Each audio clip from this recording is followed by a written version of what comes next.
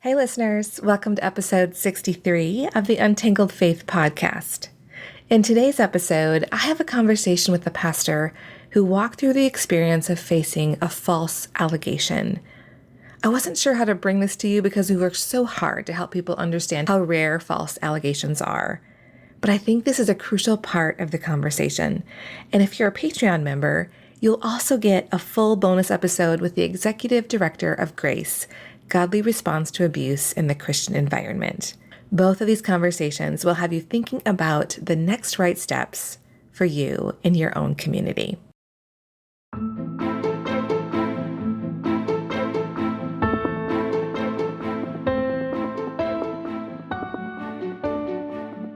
This is Amy Fritz, and you're listening to Untangled Faith, a podcast for anyone who has found themselves confused or disillusioned in their faith journey. If you want to hold on to your faith while untangling it from all the things that are not good and true, this is the place for you.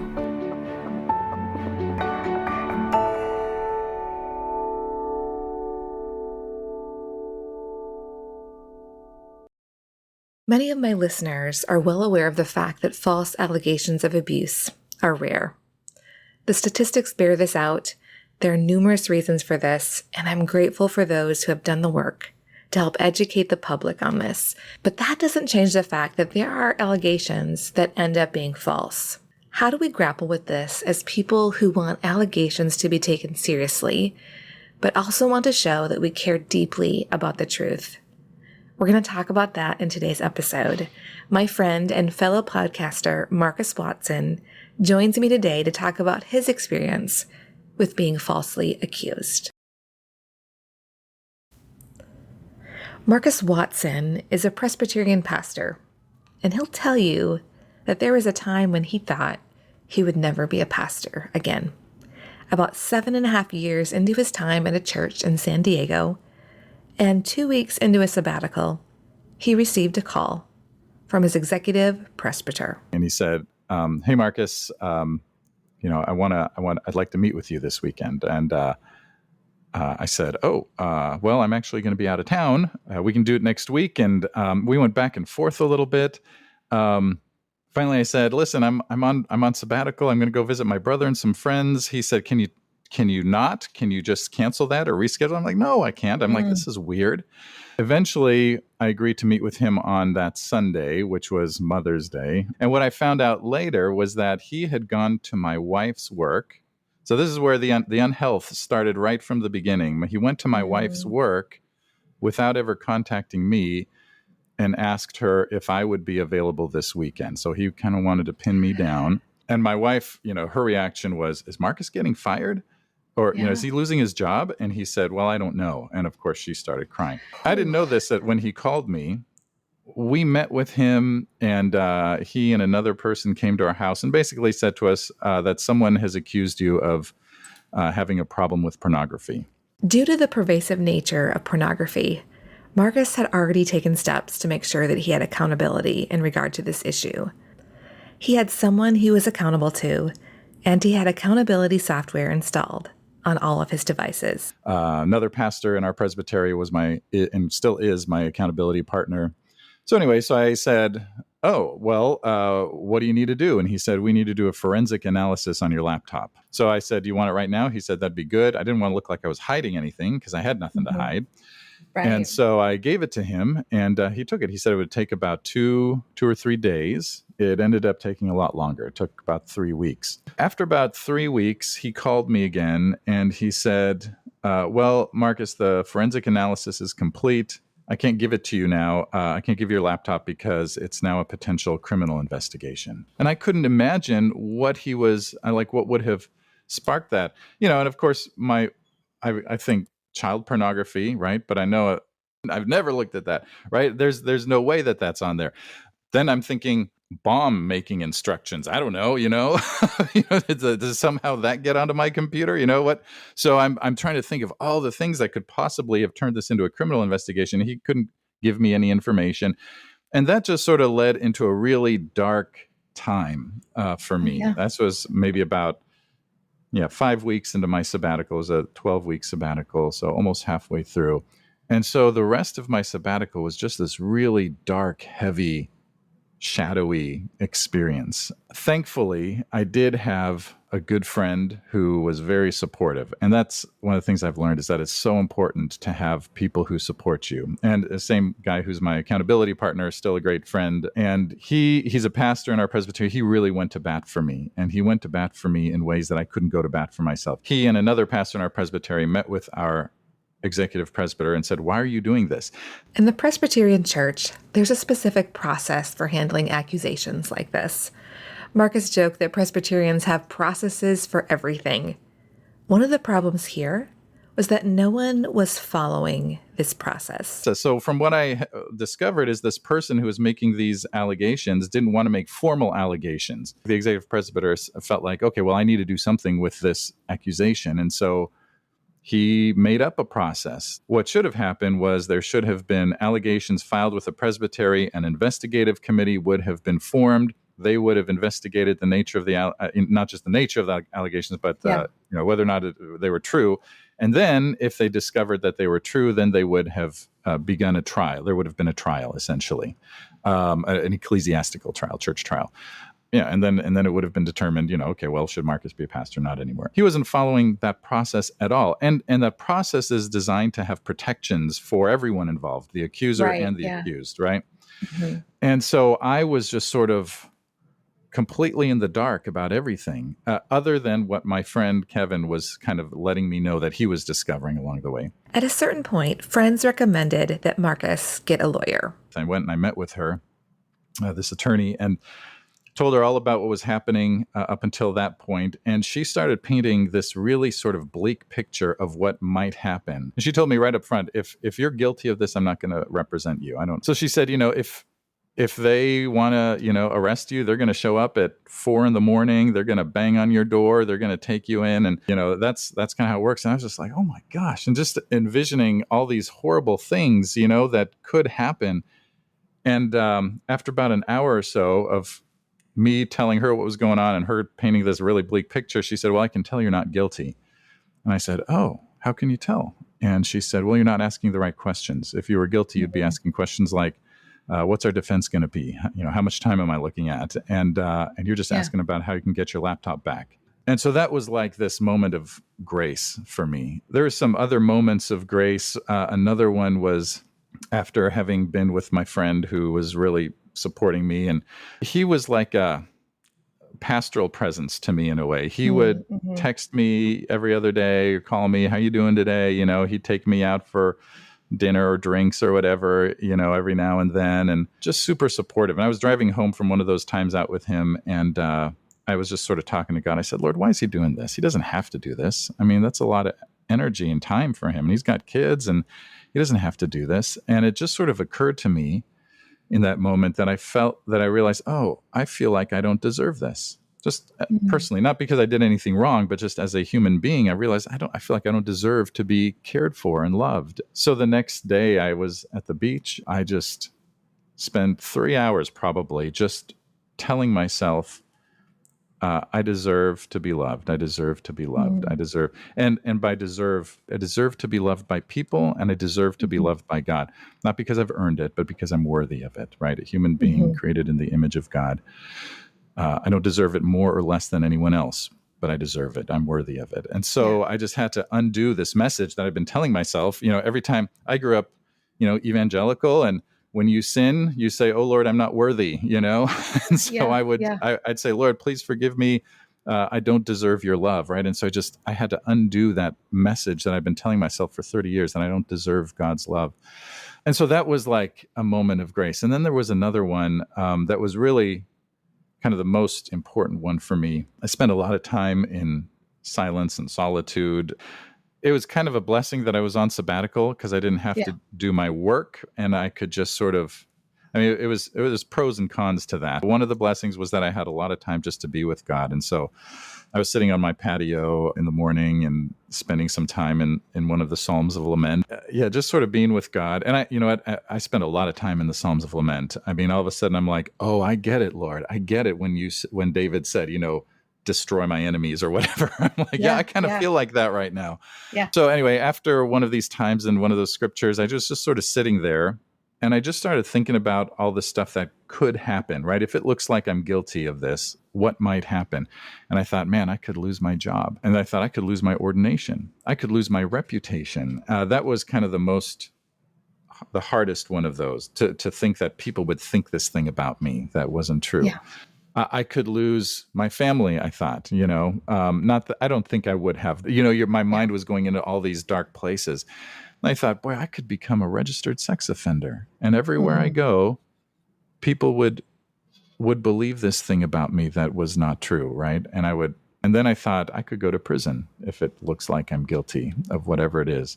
And in that moment, like I was sort of just envisioning myself, just seeing myself sitting in a prison cell, having lost everything, lost my job, my calling, my church, my family, my house, everything. I heard God say, I didn't hear God say, but it was like I sensed him saying, yes, Marcus, they might take everything from you, but they can never take my love away from you. And I was like, wow. I kind of think of my life as before that moment and after that moment. Like that was the moment where I understood God's love.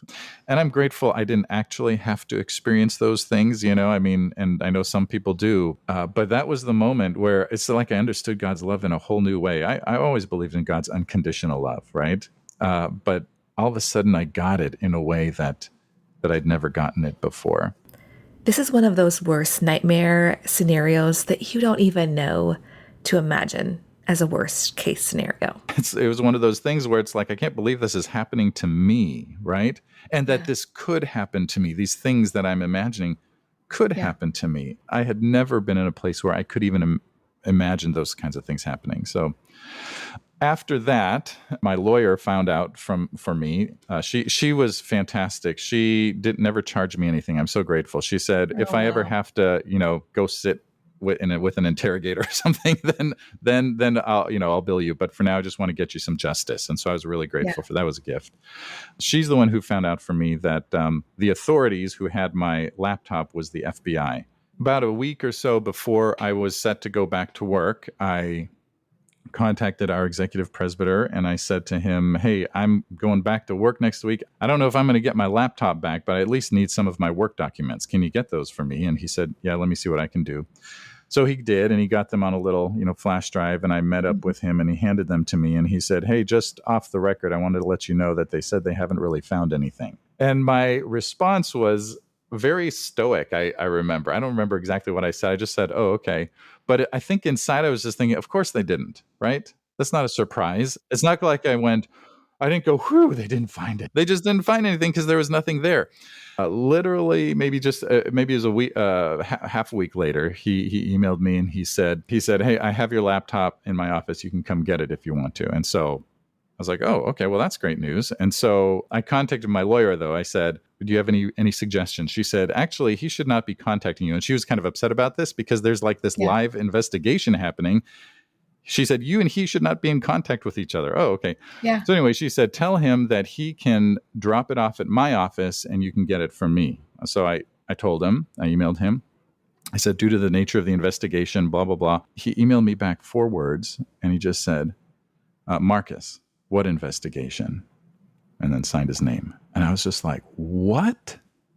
And it was like I got punched in the face and I cursed. I was just like, why would you say that? Like, I was so angry because it's like he was trying to pretend like nothing had ever, maybe for his own protection, because he didn't follow the process, right? Yeah. And so acting as though nothing actually even happened and not acknowledging it. And so I was just so angry about that. Here's something I'm thinking of as you're telling me the story. Mm-hmm. A lot of people, the church is, and as a whole, is grappling with the idea of sexual abuse and how they have mishandled allegations and mishandled the whole thing. Yeah. And we know that there are false allegations, but that it's rare. And so hearing something like this is a hard thing, I think, to wrap our brains around because we're trying to come to the place where we believe people that make the allegation. Right. I wanted to know if Marcus was grateful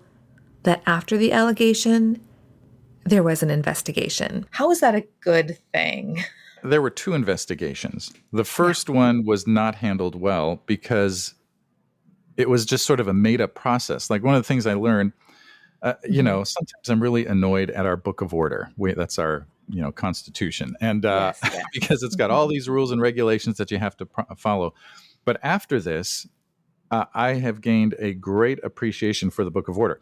Let me tell you what happened next, because that actually gets to your question about investigations. Sure. After this first unofficial investigation, which include a lot of dishonesty, they actually went to my elders before they ever met with me and said, oh, the presbytery is doing this pilot program of, examining churches' computers, and we'd like to start with you.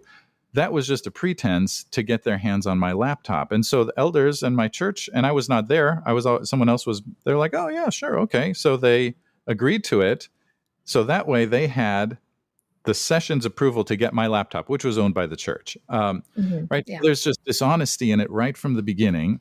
There was going behind my back to my wife, and then just sort of and handing it off to a forensic analyst. Now, so here's what I think happened: is there were pictures of my kids goofing around in their underwear. The analyst said, "Well, it's not my job to decide if this is pornography or not, so let me hand it off to the FBI, and they can decide that." The FBI looked at my pictures or my computer or whatever and said, there's no child pornography here. So the first investigation was just a mess. Then the person who made those initial allegations was a staff person in our church. I would meet with each of our staff on a weekly or by every other week kind of basis. In one of those meetings, this person was telling me about her husband's pornography problem. And so I was listening. I'm like, oh, gosh, Anyway, so she said to another person, who then told me that she said, I told Pastor Markus about my husband's pornography problem, and he just didn't react the way I thought he would. I bet he's got a problem with that too. This part of Markus' story blows my mind. This entire process was kicked off by someone who had no evidence of wrongdoing. She just didn't like how he responded when she disclosed her husband's struggle with pornography. So she then filed formal allegations because she didn't like the outcome of that unofficial investigation. If it had been an official investigation, she would not have been able to file allegations again. So that created a whole new... Remember, this woman had no evidence of wrongdoing. She didn't like the results of the FBI investigation. The FBI, who knows what they're looking for, who would know what the hints are and the patterns are and where to look when someone actually is in receipt of or is using child sexual abuse material. This is what they are trained to do. So this woman asked for another investigation.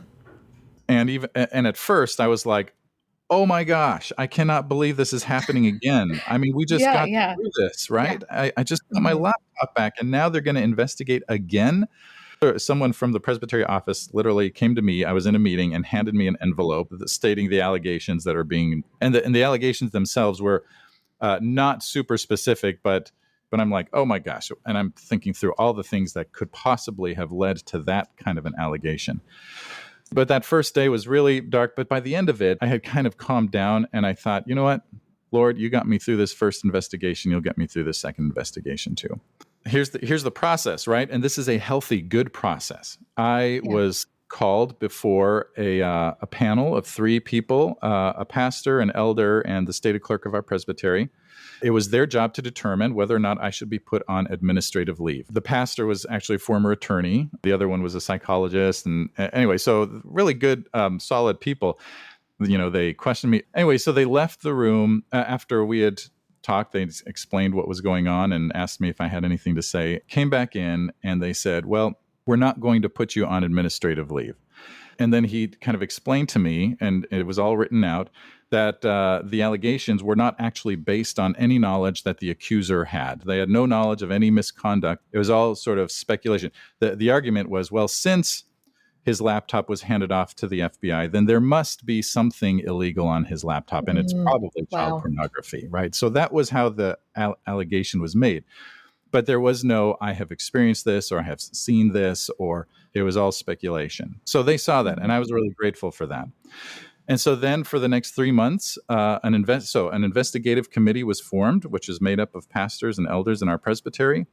And they conducted interviews with certainly the accuser, whoever else she might have directed them to. They interviewed my wife. They interviewed my friend, pastor, who's my accountability partner, and then they interviewed me at the end. I had been keeping a timeline of everything that had happened, right? A detailed chronology. And so I met with them. And they're like, okay, that's helpful, And anyway, and then they determined that there was no basis for the allegation. There's no evidence to support the allegations. And so they closed the investigation and determined not to file charges. That would have been the next step.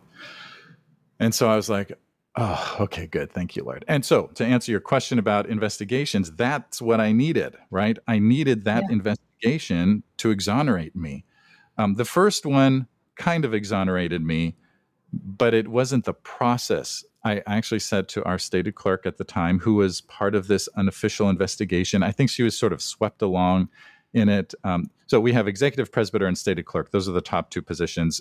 Sure. Executive presbyter is the leader. Stated clerk is more like the administrative person, but high level administrative person. I said to her in a conversation during that first investigation, I said, "There's we have a process for this. Why aren't we following it?" And she said, well, we need to do it this way, blah, blah, blah. And I don't remember what she said exactly. Our book of order is based on generations of experience, right? And she's like, well, I know. And so that's why I say I've grown to appreciate our book of order, even though sometimes I'm like, gosh, there's a lot of T's to cross and I's to dot and all that, Yeah. But we have a process. There's a lot of accountability in our denomination, right? And if someone feels threatened, the person who accused me, more or less, did the right thing. I wish she had filed formal allegations right away, so we could have just had one of investigation. But at least she could go to someone, right? And anyone in our congregation, right? If they feel threatened or abused in any way, they can go to the presbytery and file allegations. And there's a process then, right? So we have a process, and I'm just very grateful for that. Yeah, it protects everyone. It does. When it works, when it's functioning properly. That's right. Yeah. And so when you've got a healthy diversity of people on an investigation like that leads to, I think, a healthier outcome and hopefully a truer outcome. I think Dr. Scott McKnight would agree. He wrote a church called Tove, and he talks about the different how to have more diversity and opinion in these sorts of leadership committees, whatever they're called, and how important that is, because you get out of your echo chamber there. But you telling me this story, I hope if somebody hears it, they think, okay, this is designed to show if there is anything there, and to easily show if there's a false allegation. So that you welcomed, you didn't, if you were going to be in this, you're like, let's do the real process that's in place. Let's just, let's not waste time on the other stuff because who's going to, now that that's out there has to be some sort of resolution to it, right? Like once somebody has said something, somebody's got to figure out a way to get to the bottom of it instead of just leaving it sort of floating in the air. I can understand that if I had been guilty, I'd have been like, I don't want an investigation, right? And I think that's what we see in a lot of places. No investigation, because then they might find out what's really happening here. I so appreciate this perspective from Markus, and I hope you all notice this. When someone knows they've been accused falsely, they welcome a transparent process that has an aim to discover the truth. Like a guest mentioned on one of my very first episodes said, the truth says, examine me. Having a process in place is crucial, but it is useless if you don't follow it or you follow it in a way that is inconsistent. I want to take a brief detour and check in with my friend, Executive Director of G.R.A.C.E, Pete Singer, and talk a little bit about some of his thoughts on investigations when it comes to communities investigating themselves. And we talk about the importance of training and having independent investigations, something I want you to consider as you're listening. Yes, an organization can investigate themselves if they have a good policy and procedure that they follow, but there are always going to be issues. Here are some thoughts from Executive Director of G.R.A.C.E, Pete Singer. Tell me about the organization that says, you know what, we have some really great leaders and we don't need outside help with things. I've hired, our elder board is full of business leaders and lawyers. And, if we hear of an allegation that is connected to our church or our organization, we'll be fine. We'll just set up a committee. How would you respond to that? We know how effective church committees can be. I think it's really important to know, logistically speaking, most people on that elder board would not have been trained to do an investigation.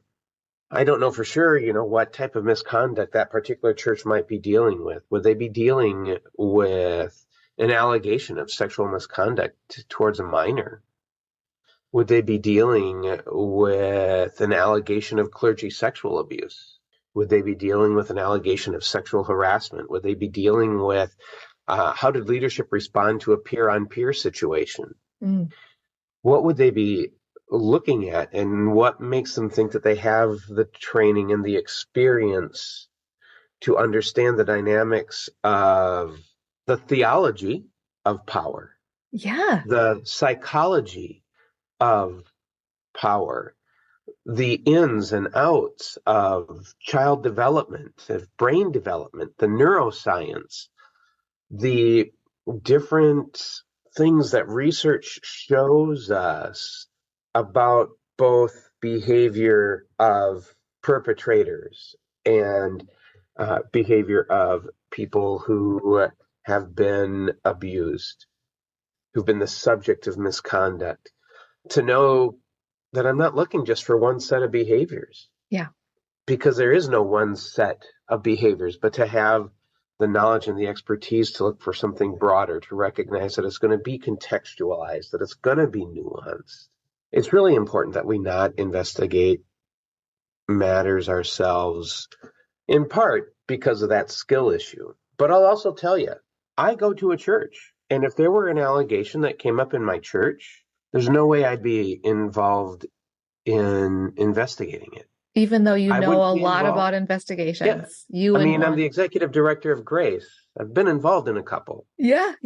I wouldn't touch it because I'm within that person's sphere of influence. I've been groomed. Yeah. If they go to my church, I've been groomed. And if I've been groomed, I can't investigate. Even if you were to say, I'm going to be as aware as I can be of my bias, I still can't do it. Yeah. You can't see what you can't see. Right. I so appreciated this conversation with Pete Singer. You can find the rest of our conversation if you are in the Patreon community. Go and check that out. You can listen to our entire conversation. As I get back to this conversation with Markus, I want to mention how important it is to look at all of the details that are involved here and how easy it is to see now that we can zoom out all of the failures when it came to investigating. In this case, it wasn't that the organization was blinded by their loyalty to Markus. It was that they never even followed their own policies and procedures that were in place already. And so this was sort of destined to fail from the very beginning. And I think it's just another example of how very difficult it is to investigate situations in your own community. Here's the rest of my conversation with Markus. Yeah, so with the investigation with the FBI, they ended up giving you your laptop back and saying, we didn't find anything. At that point, the damage is done, right? Like in your church, there's some unhealth going on there. What happened then? So I will say this person who made these accusations would not let up. And even after the second investigation. So, I was going to say it. I felt like I was the abused in this relationship. Yeah. Even after after it was determined that there was no evidence to support the allegations, she made other kinds of allegations. She filed like hostile work environment things. And because I tried to say, all right, how are we going to work together now? And then finally, she just a couple months later, she sent a letter to our elders, basically made the same allegations again. And so we had a meeting just to talk about that. And my friend Kevin came, my accountability partner, and he told them that, I've got years worth of accountability reports if you want to see them. We had a new executive presbyter at this point. And so he came and he had, of course, gotten involved. And he said, as far as the presbytery is concerned, this is a closed matter. And I shared my chronology with them of everything that had happened. I recused myself for about half an hour, came back in, and they said, Markus, we want you to know that you have our trust as our pastor. And they said, and we're not going to ask for your resignation. Someone had suggested that.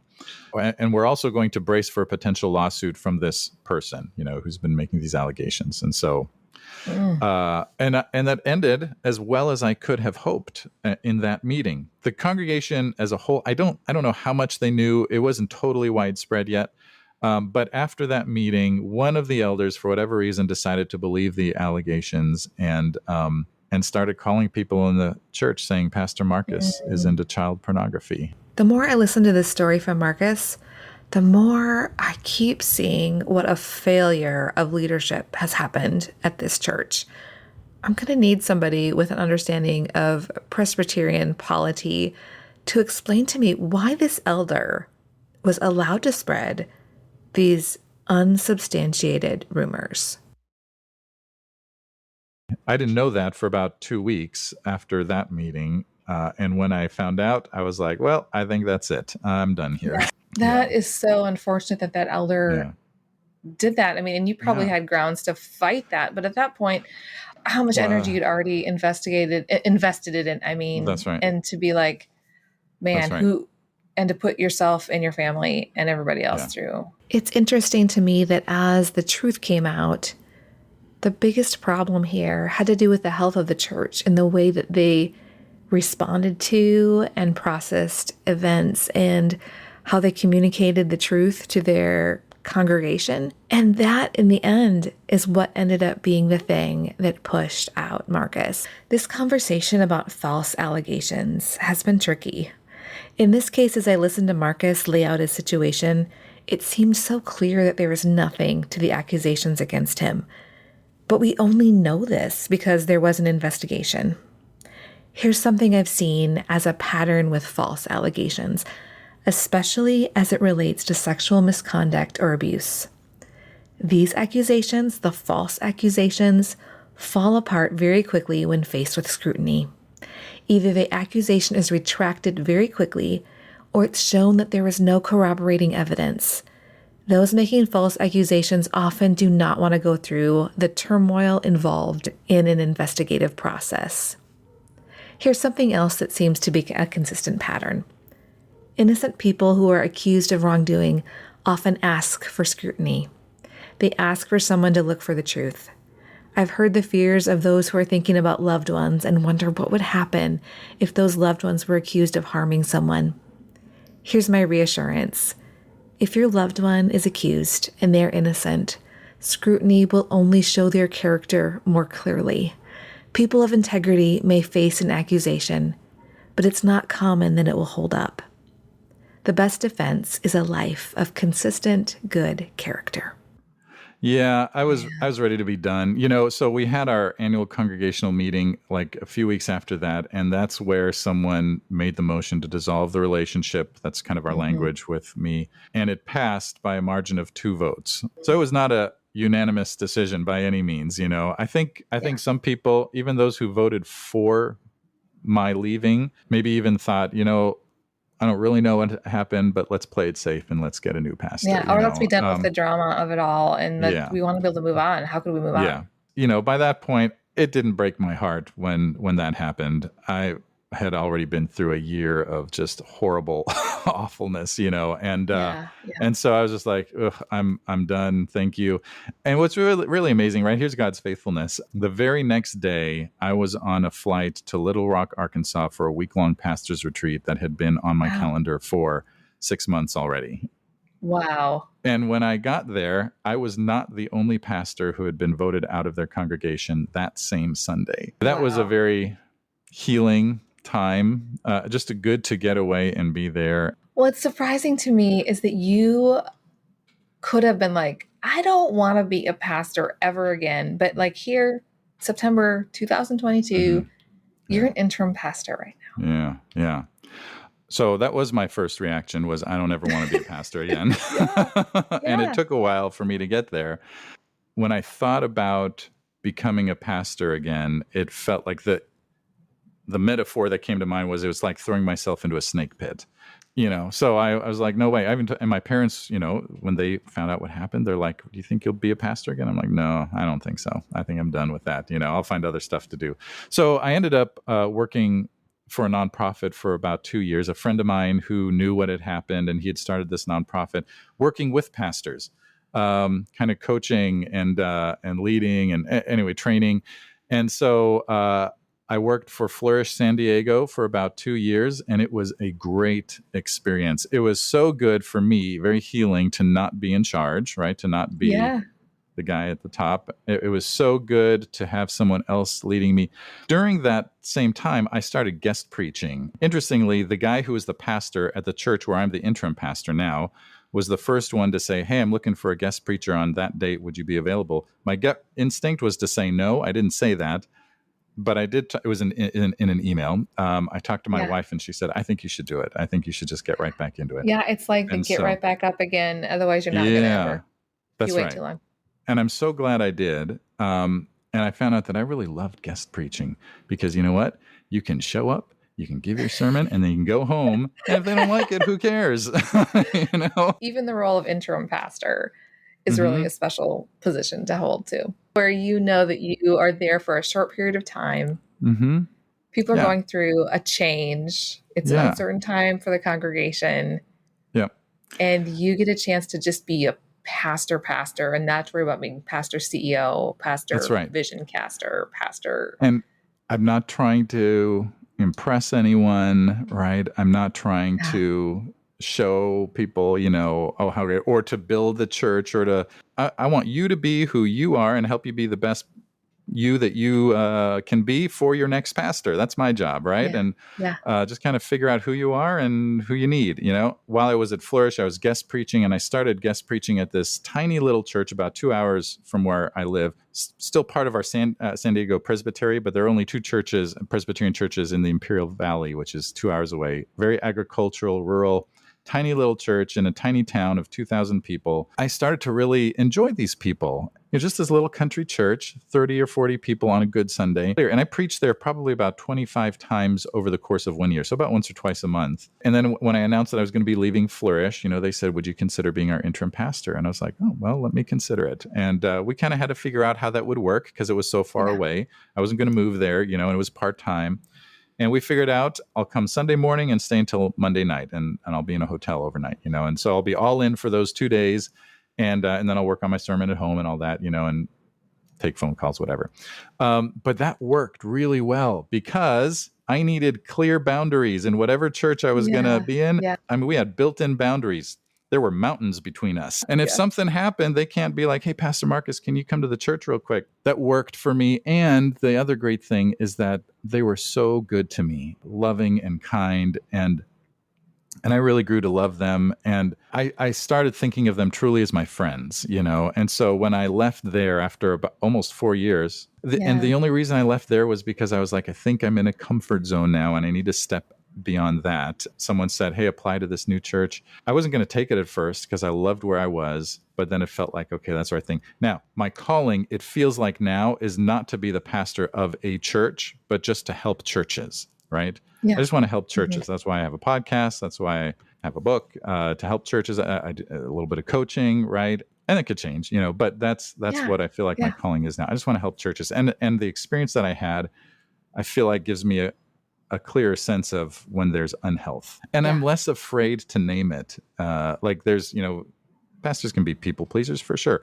And so that experience gave me some more courage just in terms of naming, hey, let's rethink how we do this here, or there's something not quite right here. Yeah. Yeah. And when you have those sort of boundaries, and when you know if you're just like in an interim position, you do have a little bit of leeway that you wouldn't have otherwise. Yeah.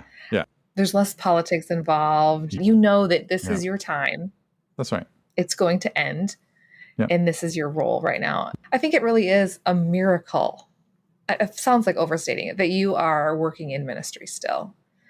But it clarified things for you, right? It clarified. Totally clarified. You know what it did? It clarified what really matters to God, right? Does God care if I have a big church or a little church? Nope. Does God care where my church is located? Nope. Does he care how impressive the church campus is? Nope.